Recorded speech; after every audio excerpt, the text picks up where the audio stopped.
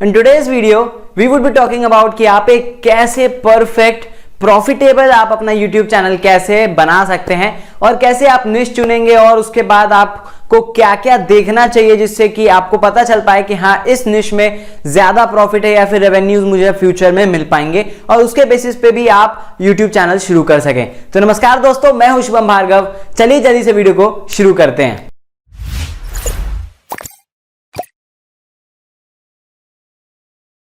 तो ये समझने के लिए कि क्या क्या निशेज हैं जो कि YouTube में प्रॉफिटेबल है, अच्छे रेवेन्यूज कमाती हैं, ज्यादा अच्छे आपको कह लीजिए तो उसमें CPM चलते हैं यानी कि कॉस्ट पर माइल, और उसमें ज्यादा रेवेन्यू जनरेशन होता है।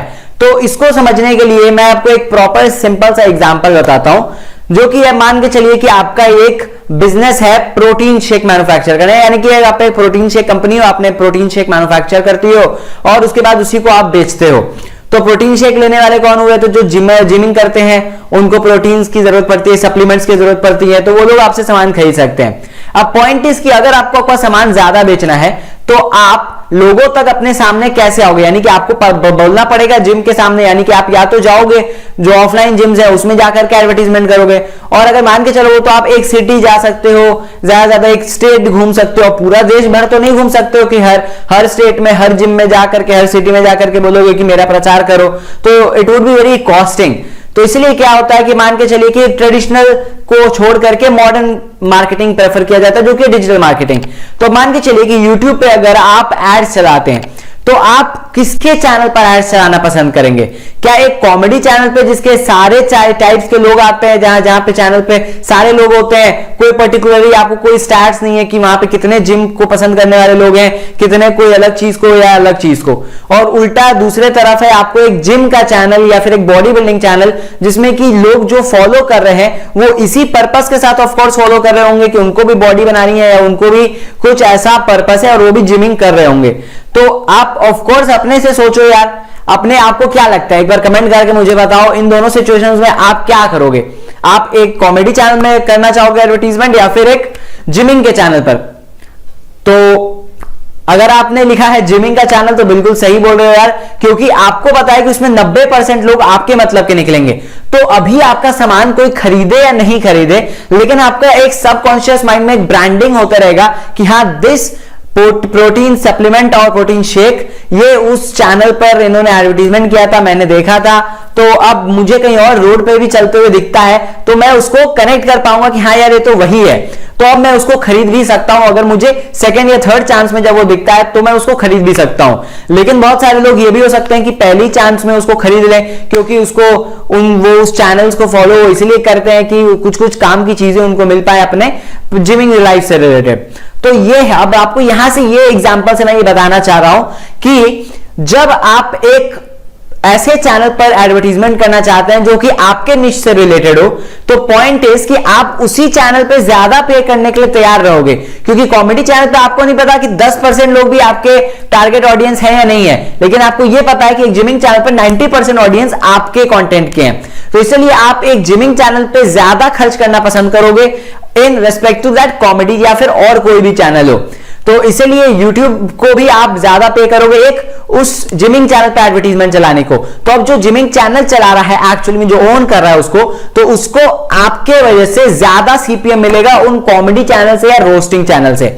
अब ये चीज केवल जिमिंग के लिए नहीं होती है, आपको यहां पे सोचना है कि कौन कौन से एडवर्टीजमेंट प्लेटफॉर्म्स है, कौन कौन से बिजनेसेस हैं जो आपके निश से रिलेटेड चल सकते हैं। अब ऐसे तो सारे निश के साथ बिजनेस होता ही है यार, कॉमेडी में भी जाएंगे तो कपिल शर्मा शो है यार, वो भी बहुत बड़ा बिजनेस है एक्चुअली अगर आप कहें तो अब यहां पर ये नहीं है कि जो YouTube चैनल चलता है उस पर कोई एडवर्टीजमेंट करने आता है। क्यों? क्योंकि कपिल शर्मा शो एक ब्रांड है, पर्सनल ब्रांड भी आप कह सकते हैं, उनको लोग फॉलो करते हैं, जो वो करते हैं उनको लोग देखना पसंद करते हैं, उनकी बातें फॉलो करना पसंद करते हैं, इसलिए वो एक बहुत बड़ा बिजनेस भी बन चुका है साथ में। लेकिन अब कोई नॉर्मल कॉमेडी चैनल्स हैं तो उनको लोग प्रेफरेबली एडवर्टीजमेंट कराना पसंद नहीं करेगा कोई भी।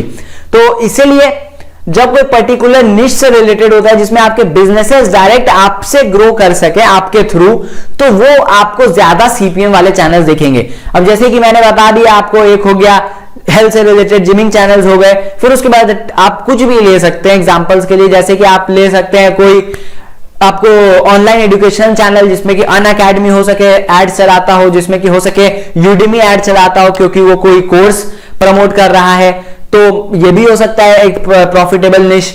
मतलब आपको अगर हाई सीपीएम चाहिए तो साथ में इसके अगर हम लोग बात करें तो टेक चैनल्स भी होते हैं, टेक चैनल्स पे भी एडवर्टीजमेंट चलाए जाते हैं और टेक चैनल्स एक्चुअली स्पॉन्सर्स के लिए ज्यादा होते हैं क्योंकि स्पॉन्सरशिप्स टेक चैनल्स में ज्यादा मिलती हैं। और भी अगर हम लोग बात करेंगे तो यार ढेरों चैनल्स निकल आएंगे, वेबसाइट्स के भी जमाने में दुनिया में आपको बहुत सारे आपको निकल आएंगे क्योंकि बहुत सारी वेबसाइट्स हैं जो कि जैसे अगर आप विक्स देखते होंगे, विक्स का ऐड हर जगह दिखता है। यार ये मैं ऐड नहीं करना चाह रहा हूं विक्स का, ना मुझे पैसे मिले, अगर मिलते तो अच्छा होता, लेकिन ठीक है।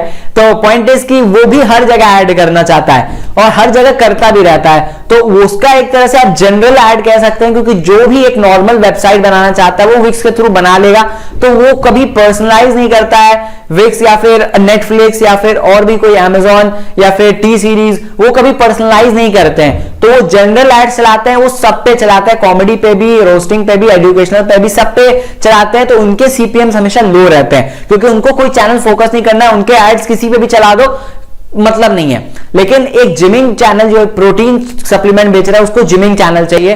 फिर उसके बाद अगर यूडेमी है जो कि एक कोर्स बेच रहा है तो उसको एक डिजिटल मार्केटिंग का चैनल चाहिए। फिर उसके बाद अगर कोई फोन बेचने वाला ब्रांड है, या फिर फोन तो ज्यादा ठीक है, फोन भी जनरल हो गया, लेकिन अगर मान के चलिए कि अगर मैं एग्जांपल के लिए कुछ लूं, अगर मैं स्टेशनरी आइटम का कुछ एग्जांपल लेता हूं, या फिर मान के चलिए कि अगर मैं ये ले लूं जो माइक मैंने पहना हुआ है, या फिर जो मैं रिंग लाइट यूज कर रहा हूं, या फिर जो मैंने बैकग्राउंड यूज किए हुए हैं, तो वो हो सके कि उसको प्रमोट करने के लिए अगर किसी को करना हो तो वो कोई यूट्यूब का चैनल खोजेगा जिसपे कि लोग जाते हो यूट्यूब का क्वेश्चंस अपना सॉल्व करने के लिए, उसी पे वो अपने सामान भी बेच सकता है। तो ये है मेन आपको जिसमें कि आपको अंडरस्टैंड करने का जरूरत है कि कौन से बिजनेसेस कौन से निश से रिलेटेड है। अगर आप वो बिजनेसेस पता लगा लोगे कि आपका निश कौन से बिजनेसेस से रिलेट करता है, तो आप उस निश में जंप करके आपको ये पता चल जाएगा कि यार लॉन्ग टर्म में ये प्रॉफिटेबल ही है। कॉमेडी की अगर मैं बात करूं तो ऐसा नहीं है कि अब कोई भी चैनल ऐसा नहीं है कि प्रॉफिटेबल नहीं है।